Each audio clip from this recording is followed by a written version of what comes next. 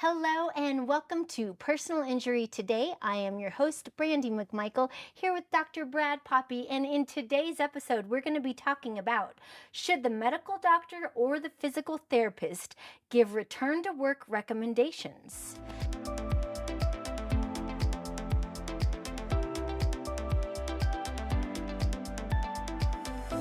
Now, Brad, my first question is this. What is the difference between a medical and physical therapy examination? They're similar but vastly different, not necessarily in the evaluation per se, but in their treatment. So both the medical doctor and the physical therapist will both do orthopedic examination. Let's say we've got a personal injury patient that's been in a car accident. They have some whiplash, so they have some neck pain, maybe some upper back pain. Both the medical doctor and physical therapist will do very, very similar evaluations where they're going to assess range of motion, strength. They're going to palpate the muscles to see the muscle quality, any soft tissue restrictions. They're also going to tap the reflexes to look at neurologic state and assess sensation. That's kind of a basic orthopedic evaluation, okay? Okay. I think the take-home point here is that think of it like this. Medical doctors diagnose and treat pathology, where physical therapists evaluate and treat dysfunction. Okay, Okay. so with that said, when you go to see the medical doctor, they're going to do the evaluation, or you may not even see the medical doctor. You might see their PA, physician's assistant, okay? And or typically the frequency of seeing on the medical side of things is typically once a month, maybe once every couple months.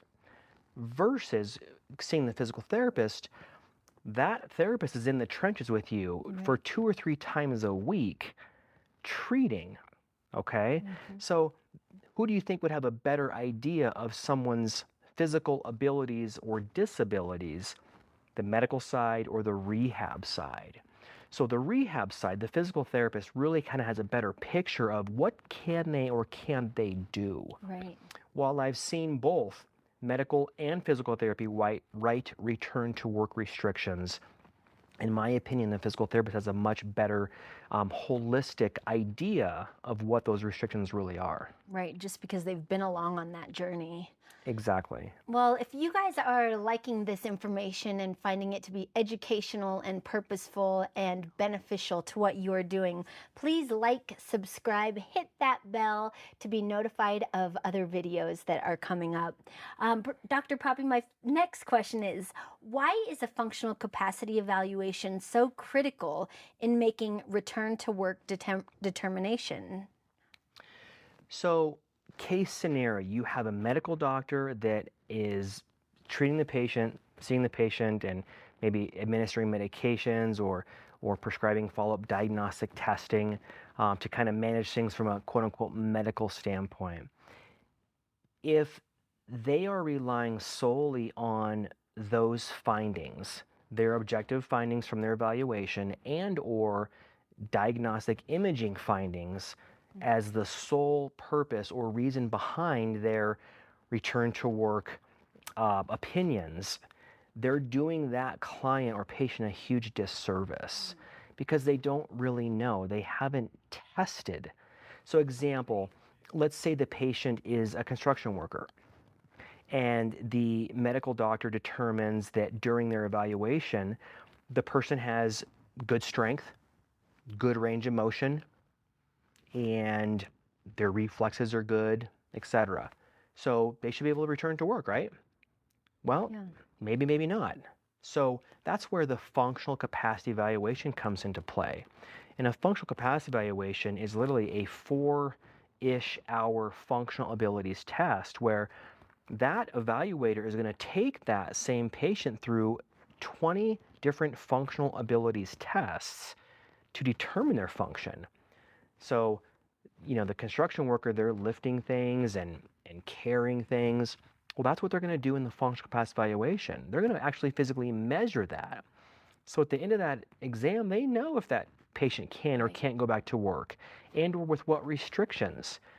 Does that evaluator recommend they go back part-time or, limited duty, light duty? Right. Okay. So at the end of the day, it is a collaborative effort between the medical and the rehab side of things. But the rehab doctor is the one that really understands their functional limitations, and they should certainly be consulting with the medical side of things if they are going to be giving return to work restrictions, especially in the workers' comp sector. But hopefully that kind of helps to kind of explain the difference between the two, and why the functional capacity evaluation is so strong and so needed to clarify those restrictions. Yes. So what I'm getting at is, like, with that medical doctor, that medical examination, yeah, sure, they might be able to just kind of move, but it's in that functional capacity evaluation where the person that is working with them and going along with them on that journey can actually really see, like, all right, like being able to lift things up in a repetitive way, being able to actually do movement that would be required in the work that they do. That almost just seems like night and day as far as looking at that client or that patient. It totally is. Yeah, that's so Absolutely good. is. Thank you so much for clarifying all of that with us. And thank you guys for tuning into Personal Injury today. We look forward to seeing you in the next episode. Thank you so much, Dr. Poppie, and have a wonderful day.